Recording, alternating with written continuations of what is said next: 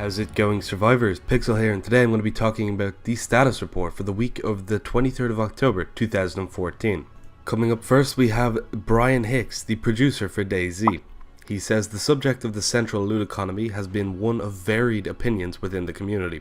The idea of a centralized control over both rare items and the quantity control over more common items of loot is very polarizing. As they look towards the maintaining months left in 2014, the team has discussed their intention, goals, and level of functionality desired from the loot spawning systems and the central hive's control over it. As the current behavior for spawning and respawning of loot is a placeholder system, and the limits of this form are very visible when observing the current behavior on experimental branch servers, we have outlined the following goals for the final functionality within the programming and design teams. Control over quantity per server instance for rare/high value items, e.g. the M4A1, SVD, etc.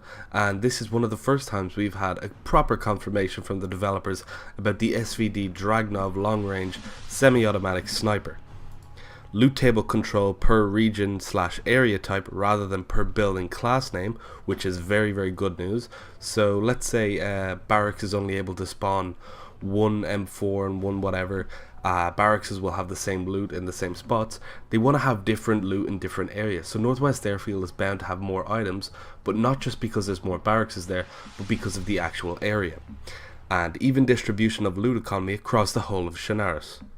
As work moves forward on deploying the intended functionality into loot and spawning and respawning, server-side stats analysis will allow fine adjustments to the system to be made, and experimental branch updates on a weekly basis will allow us to iterate and volume/stress test against a large user base.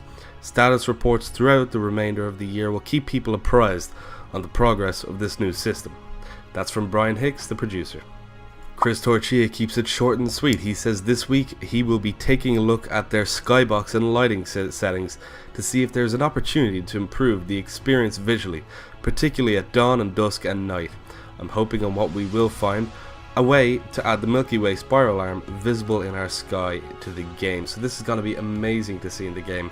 When you look up in the sky at night time, everything's going to be illuminated, and to be able to see a bit of the Milky Way in the sky, that'll be pretty cool. Something I haven't seen in real life personally. I don't know how they're going to pull it off, but personally I know that the skybox needs an awful lot of work, as in some instances you can actually see a image circle around the entire map, so that obviously needs to be erected.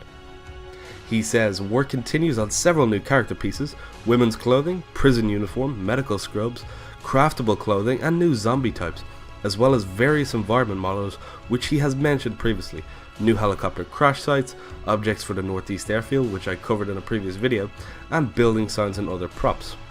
He also goes on to talk about weapons, saying the Derringer, AK-74M, the AKS-74U, and the MP-133 with a pistol grip and pistol grip have all been passed to the animators, designers, and sound team for their parts to be completed.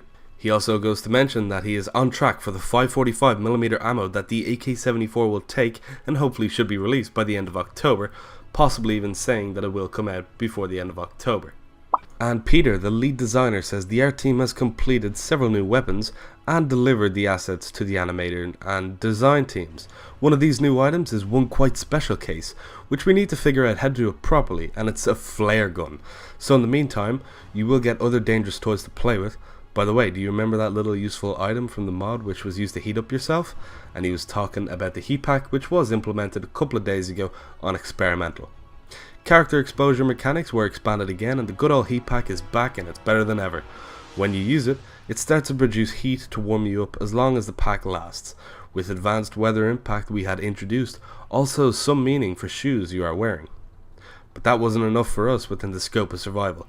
Shoes have a potential to become a very important part of your clothes, to take care as they get damaged, and now depending on movement speed, service type, distance travelled, and eventually they will hurt your feet.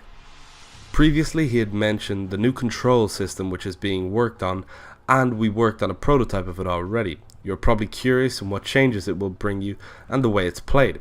We are focused on to make control of your character as fluent as possible, so there will be no immersion breaking due to clunky controls. Big one up from my behalf. Hopefully they'll work on more movement, change in direction animations. That would be awesome. That means we want to illuminate user action menu, or at least have this possibility just for very special cases. Usage of items will be driven contextually. Let's say you have an apple in your hand and you invoke an action by pressing and holding a use button. You are pointing at someone and you will start to feed them while you are trying to hold a use button. If not, then you will start eating it yourself. When you release this, it will stop the action. So that sounds awesome to me. Basically, there's going to be one general action button. So if you have, let's say, fruit in your hands and you're pointing at someone, you press this action button, it's going to force feed them. If you have food in your hands and you're just not aiming at any other entity, you're going to start feeding yourself. So that's really, really cool to see. You will be able to use items even during movement. Still have that half-eaten apple in your hand when the zombie suddenly appears? Just hit him hard with the apple in your hand. Yes, all items, of course firearms too, can become melee weapons. So he's talking about even firearms will become melee weapons. You'll be able to hit them with buttstocks or whatever, so that's really, really cool. New controls allow us to expand the melee system, which we are considering to do with an addition of 2 types of attacks, fast and charged, or to add a push instead of a fast attack. We'll see how the prototype of these goes and how it will play with the server performance and synchronization in general.